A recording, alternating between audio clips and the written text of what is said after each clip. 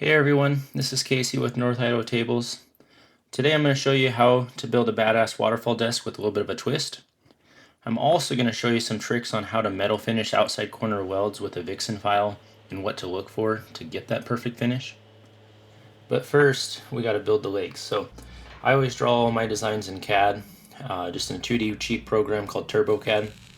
Once I get that done, I send them off to a local steel company where they'll cut them out, usually on a laser table. Sometimes I use friends with a plasma table.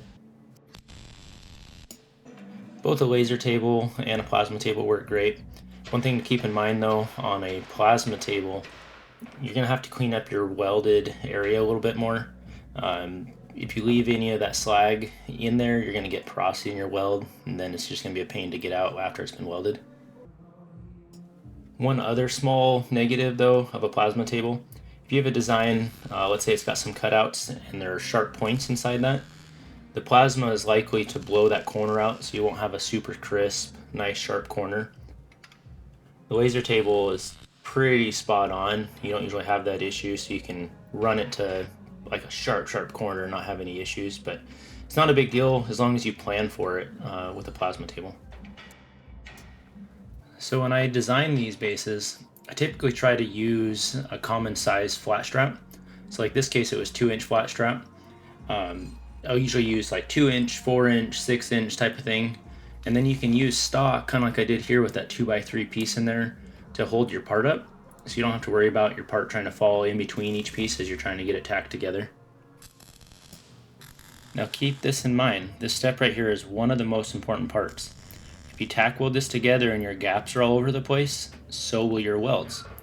Consistency in the actual weld will play a huge factor when it comes time to metal finish them if you want the perfect finish. Check out these mounting plates. They are a little bit different compared to what I typically would use, and you'll see why here in a minute. I get asked quite often how many bolts I should use to mount the base of the top, and honestly I don't have a good answer for that. I probably go overkill, but I'd rather have too many than not enough. I know my slots are a lot longer than they really need to be, but sometimes I like to place 2 bolts in the same slot. I will typically do that when there might be some punky softwood or maybe some epoxy that filled a crack. Or if I have a big table where 2 bases are not connected to each other from end to end, I really don't want the table to have any potential to have the jiggles. If you build a table, let's say a $20,000 table, and it has the jiggles, in my opinion, that table's worthless. Okay, so huge tip here for anyone that is learning how to work with metal. When grinding your welds that you intend on metal finishing, make sure you're grinding from one end of the weld to the other end of the part, if it allows. This will make a major difference when trying to get a smooth finish. To help show you what I'm looking for, I'm using some dicam fluid to highlight the low spots after making some passes with the Vixen file. The file is removing a lot of material. The die that is left behind here shows you the low spots. You either need to keep using the file, or you might have to use the welder and build up the low spot. Once it's flat, I will take my cheap DeWalt orbital sander with 80 grit to get that final smooth finish that I'm looking for. Okay, so this is a first for me. This is the first time that I've lost the footage. I can't find the footage of me cutting these miters, or me struggling to do this by myself, getting this all up on the weld table, using a jack, doing everything I could. I ended up actually only having one clamp on at one point. The clamp fell loose. I had to redo the glue up. It was a total pain in the ass. I did, however, do a build video where I built some waterfall benches, so check that out if you want to see kind of the process of doing a waterfall joint. I recently hired a part-time helper. You will see him from time to time in the videos. He has been a huge help, allowing me to focus more on the metal fab side of things, while he does a lot more of the grunt work on the wood. The slab we are using had a little bit of an odd shape to it. I rough cut it to shape before doing the waterfall joint, but it still needed to be brought in.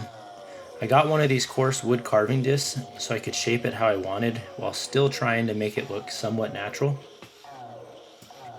At the end of things, I'd say I was happy with it, but man, that was a crazy dusty job. In the crotch area of these live edge slaps, there's typically a lot of tension in the wood. It's not uncommon to get a little hairline cracks here and there that will show up weeks or even months after the table is done, even with high quality kiln dried material. Speaking of high quality stuff, all of my slabs come from Maverick Sawmill just south of Portland, Oregon. Nick, the owner, he's a great guy. He's just one of those guys that wants to see everybody succeed and not have any issues, and he's always there for questions. He makes it very personal. One thing you can do to try to limit the wood's ability to move in the wrong direction is install C-channels on the bottom side of the wood. The C-channel still allows the wood to expand, but limits the wood from cupping or twisting.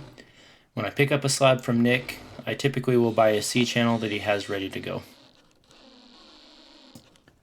When I set the overall height for the table, I messed up by cutting the wrong side of the line. So to fix this, I had to recess the legs roughly 1/8 of an inch. But honestly, after doing it, I should have just recessed them 1/4 inch so they sit flush. I will probably start recessing my table bases from here on out just because it looks that much cleaner. It's looking like my 3/8 Forstner bit is finally starting to dull. See it start to smoke there.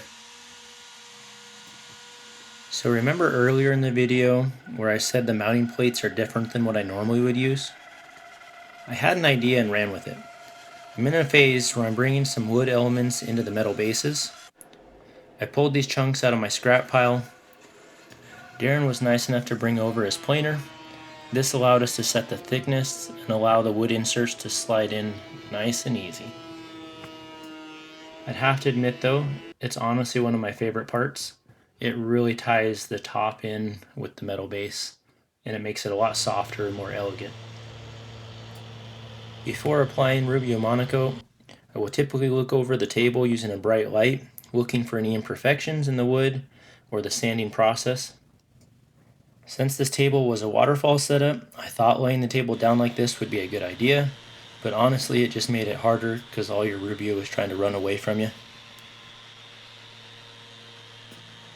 After the first coat has cured for 24 hours, I like to hit it with the red Scotch-Brite pad and then apply the second coat, which is probably my favorite.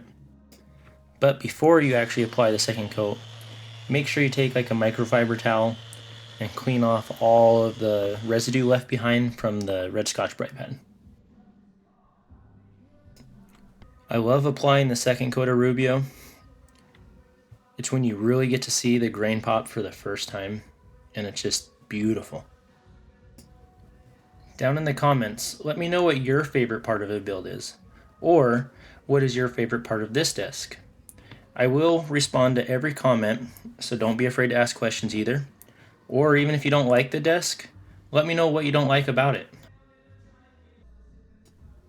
I love being creative and building something that I'm proud of. I love seeing the idea that started in my head come to life. But what I love the most is seeing the tables in their forever homes, where it will be a functional art piece for years to come. I built this table without having a client for it. It's been a project off and on for over a year now. If you're interested in purchasing this table or would like to commission a custom table, send me an email or reach out on Facebook or Instagram. Links are in the description below. If you feel like I've earned it, please like and subscribe. Thanks for watching. Until next time.